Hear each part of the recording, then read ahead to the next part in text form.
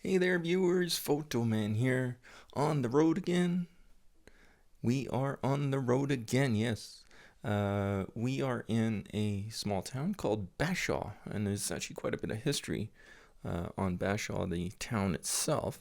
But the focus on this one is its grain elevator. There used to be three, but there's only one now. The Bashaw's grain elevator history involves several companies such as Gillespie Grain, which I had never known about until I did the research on this one, Alberta Farmers Co-op, and United Grain Growers, with the first elevator built before 1911. That followed by others in the early 20th century before significant consolidation occurred by the late 1920s and 30s. And that culminated in the modern Alberta Wheat Pool Agricor double composite elevator that remains as a private structure today.